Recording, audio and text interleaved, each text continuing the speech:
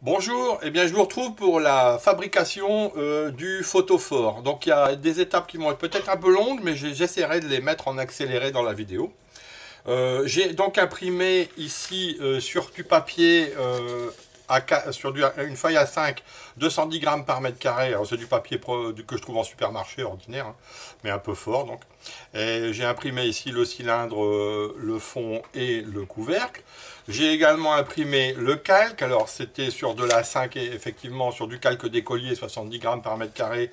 J'ai dédoublé, comme il y a la place pour mettre deux, j'ai dédoublé. Éventuellement je ferai un second photophore identique.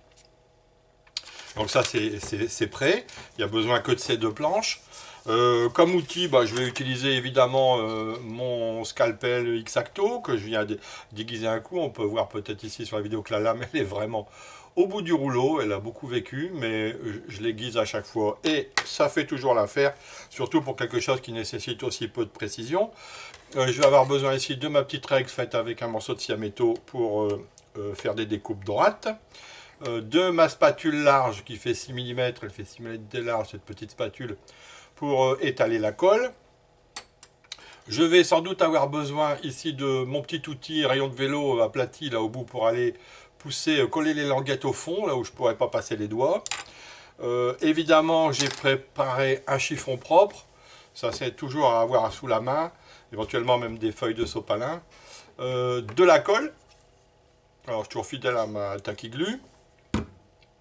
Et bon, et là, comme je suis pas dans mon labo, que je suis dans mon bureau, je vais utiliser mes lunettes loupe avec un grossissement de 1,5 parce que j'ai les yeux de mes artères, désolé. Et c'est parti, je vais découper. Alors de temps en temps, on va peut-être entendre mon chat et mon chien qui jouent et qui font du grabuge, mais ça devrait pas être trop gênant. On est parti, je vais commencer par découper ici cette partie. Alors je vais commencer par découper là le cylindre ici. Je vais faire ça proprement avec ma règle.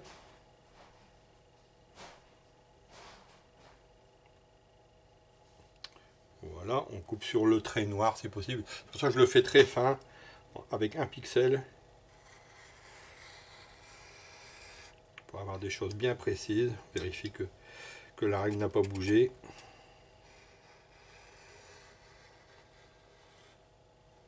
Donc à faire, je vais aller jusqu'au bout pour détacher le morceau, ça sera plus pratique à travailler. Voilà. Voilà, c'est proprement coupé. Faire la même chose de l'autre côté. Ouais, généralement, il vaut mieux se mettre comme je suis en train de faire là. Se mettre côté, mettre la règle du côté intérieur du dessin pour bien pouvoir se placer juste au ras sur la ligne. On voit mieux qu'en posant la règle sur la partie blanche. Vous voyez, je suis en train de dévier.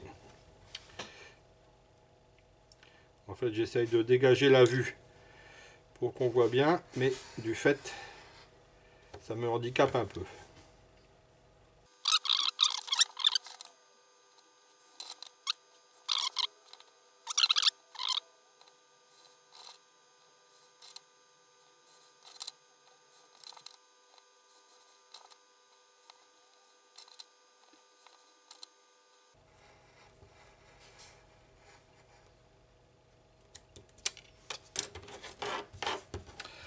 Voilà. Alors, deux outils dont j'ai oublié de parler au départ, dont je vais avoir besoin, c'est ici ma petite pointe pour marquer les plis, j'ai oublié d'en parler. Et là, pour faire joli, je cherche après là-bas mes crayons feutres. Alors, pour marquer un peu les bords, comme là par exemple, on voit qu'il y a un peu de blanc, j'ai un peu mal coupé, j'aurais voulu marquer en rouge, mais je n'ai plus de crayon de feutre rouge, il était usé. Bon, je vais mettre ça avec du rose, c'est pas plus mal, ça se devrait pas voir, ce sera toujours mieux que de laisser blanc. Alors, et surtout, donc on va marquer ici, marquer les bords, alors se mettre par le dos pour éviter que si on dérape, on vienne souiller là. Ouais, on voit ça fait déjà moins bizarre en rose comme ça que si c'était resté blanc.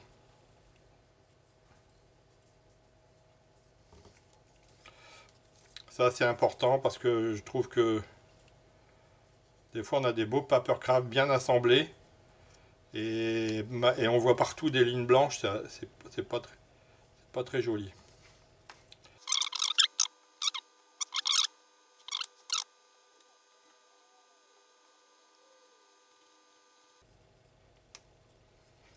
Voilà, c'est bon. Je vais marquer le pli. Alors je vais pas le marquer fort parce que ça va pas être. Faudra pas tellement le plier fort cette languette. C'est juste comme ça va être plutôt sur un arrondi. Mais je vais quand même légèrement marquer le pli. Ça facilitera l'assemblage. Voilà. Et marquer un léger pli. Voilà.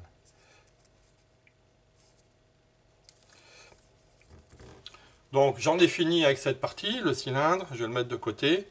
Et je vais attaquer ici le fond, voilà, et le couvercle. Alors le fond, d'abord, je vais attaquer, bah là il n'y a que les languettes à découper, donc ça n'a pas besoin de grande précision, il faut juste bien démarrer ici au niveau du... Ah, on peut faire, ce que je suggère quand même, en général, je suis en train de ne pas le faire, c'est de faire le marquage du pli avant les découpes.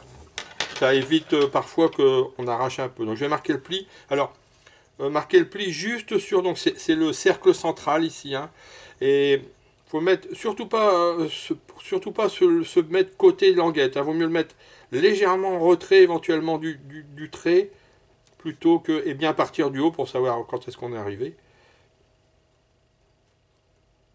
et marquer le pli. Alors celui-là il est important qu'il soit bien marqué parce qu'il va falloir plier les languettes. Ouais, il vaut mieux toujours marquer les plis avant de découper. Parce que parfois, à l'endroit des plis, si on découpe sur un pli, parfois on peut tomber surtout sur du papier fin, de provoquer des déchirures.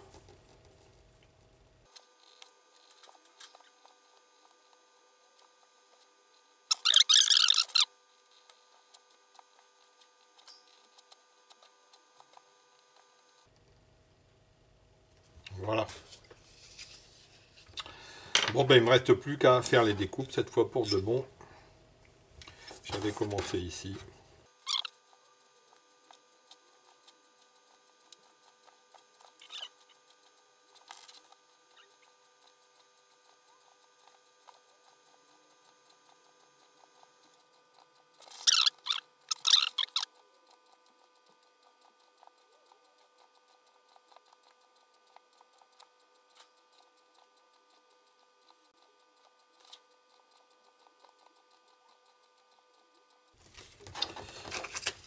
Voilà, ça doit se détacher tout seul. Je vais tout de suite découper le cercle intérieur ici, là où va passer la bougie.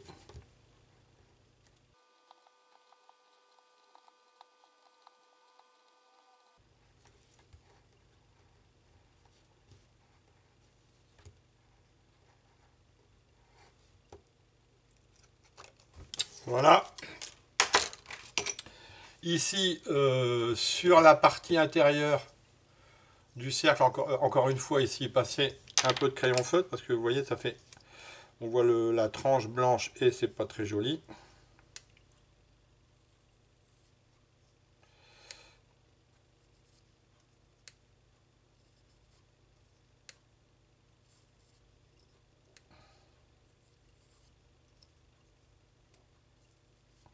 Voilà. Ça, ces deux pièces sont prêtes. Je vais passer au calque. Bon, là, c'est tout simple, avec un rectangle à couper, mais il faut le couper assez précisément. Par contre, faites attention de ne pas le couper plus grand que le cylindre, c'est-à-dire qu'à la limite, faites les coupes légèrement en dessous des traits,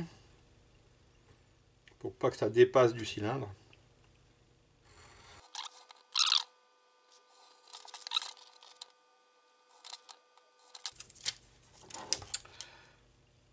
Voilà, mon calque est prêt.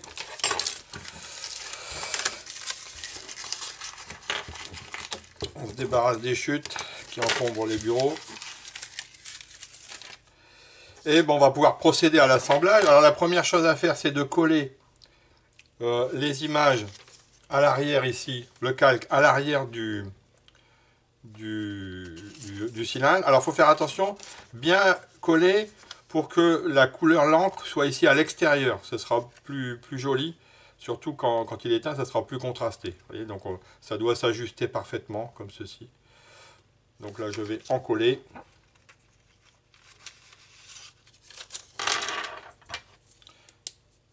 C'est là qu'on a besoin du chiffon et de la spatule. Je vais mettre de la colle tout autour.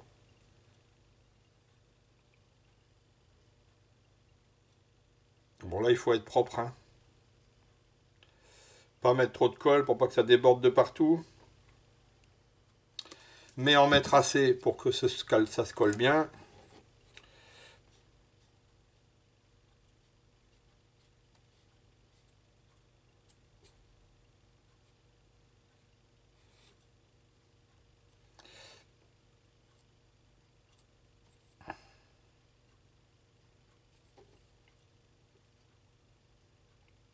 Enfin attention quand on a bavé de la colle comme ça à côté, de ne pas remettre voilà,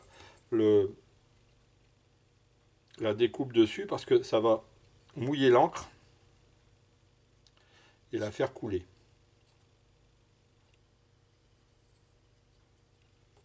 Bien étalé pour que ce soit collé partout, hein. Et surtout que ça ne se mette pas à déborder. Voilà, essuyer un petit coup. C'est là qu'il faut avoir le chiffon qui est prêt. Vérifier que je suis bien du bon côté encre. Oui, c'est bien comme ça.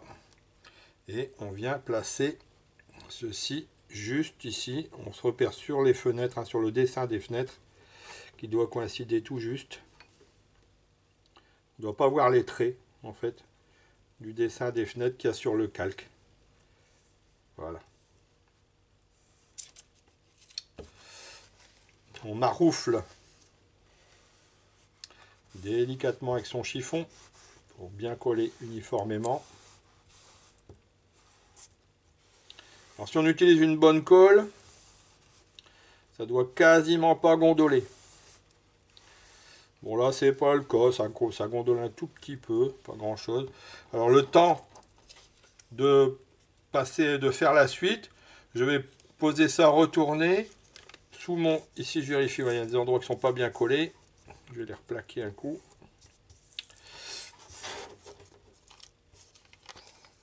Ouais, c'est tout bon. Je vais placer ça sous ma plaque de coupe ici. Ça va exercer une pression pour que ce soit bien plat pendant que je prépare la suite. Alors la suite, eh bien, c'est juste de préparer les disques, le fond ici d'abord et le dessus. Alors je sais pas, je suis pas sûr de ce qui est le plus logique. Généralement, je mets le fond en premier et le dessus après. C'est pas forcément la meilleure solution. Enfin, vous faites comme vous voulez. Moi, je procède de cette façon. Je mets le fond d'abord. Alors, donc avant tout, il faut faire les plis. Donc, on commence par prendre les languettes ici, les plier. Comme on a marqué le pli, ça se plie assez facilement. Il faut surtout pas plier le fond. Il faut bien plier que selon le pli des languettes.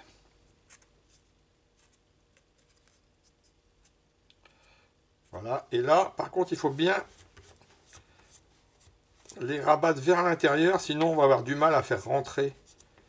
Si elles dépassent, on va voir au moment d'ailleurs de mettre le couvercle que c'est pas toujours aussi facile que ça peut en avoir l'air. On va bien faire rentrer les languettes à l'intérieur. On les replacera correctement après. Voilà. Je reprends mon cylindre ici, qui s'est bien replacé. Je vais le fermer, le coller, donc avec la languette, ici, suivant la ligne. Donc un peu de colle sur sa languette, sans déborder sur la couleur comme je viens de le faire. Mais là, avec la caméra, je suis dans des conditions de travail pas optimales. Et on se met bien juste au ras du trait de pli. Et en haut en bas, on vérifie qu'on est bien ajusté.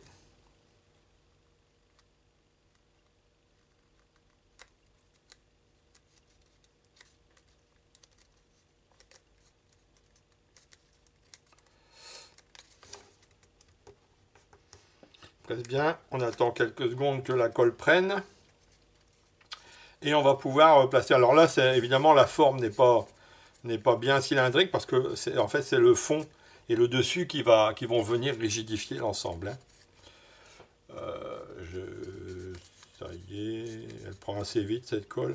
Donc, je vais commencer par le fond.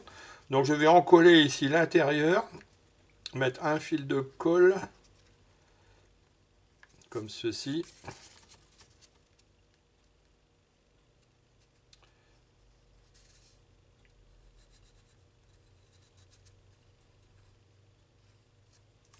Voilà, je vais l'étaler à la spatule.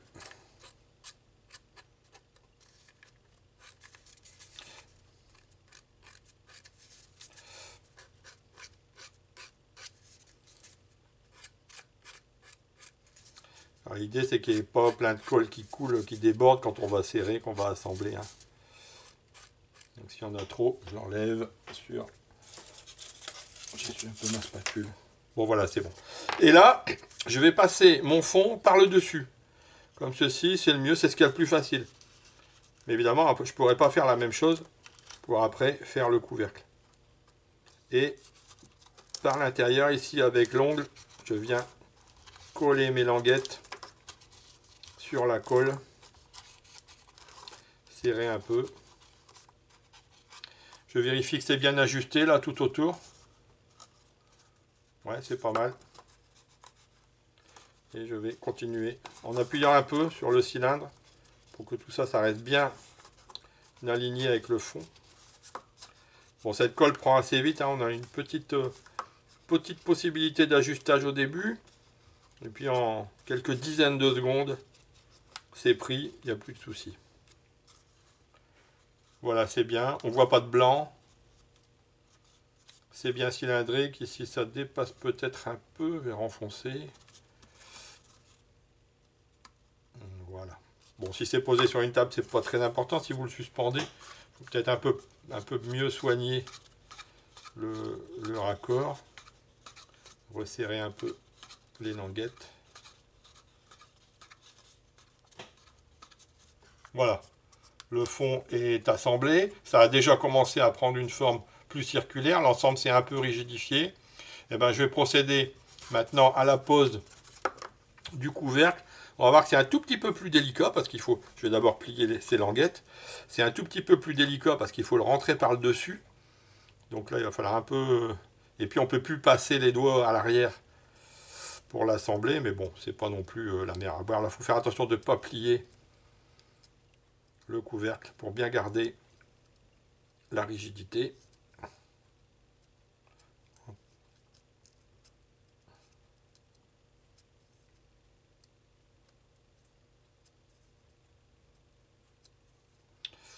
Bon, là, je fais ce que je peux parce que dans cette position avec la caméra, c'est pas très pratique. Mais donc pareil, cette fois bien rabattre. Sinon on va galérer pour le mettre en place. Bien rabattre les languettes à l'intérieur.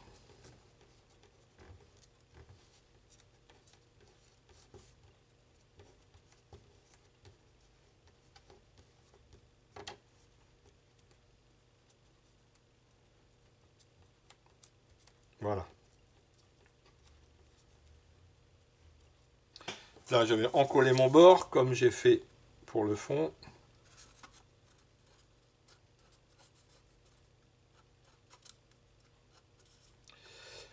Pas trop de colle. Il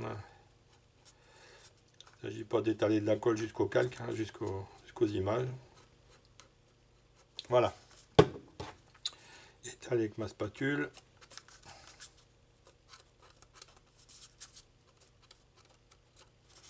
Évitez d'étaler la colle avec les doigts parce qu'après on en a sur les doigts, on en met partout.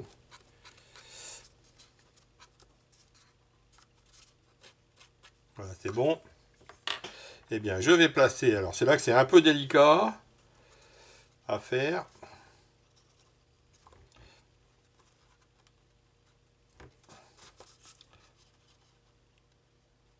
Vous voyez, alors en relevant, on fait ressortir de la colle, il faut l'essuyer tout de suite, hein, c'est important.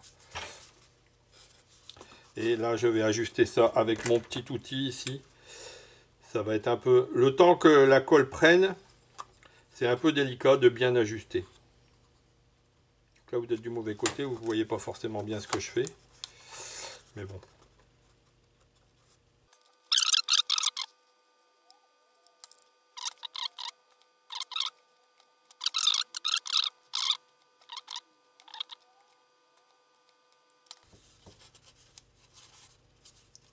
Écoutez, je pense que là c'est bon.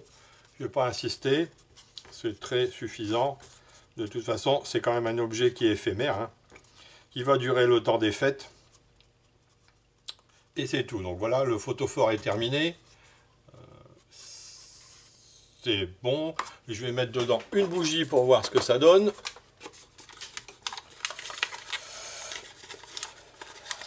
Si j'arrive à la faire sortir. Okay. Donc des petites bougies comme celle-ci, hein, j'ai dit. Ça coûte une bouchée de pain. Et voilà le photophore terminé. On n'est peut-être pas forcément bien orienté pour voir ce que je fais là. Éteindre une de mes lampes.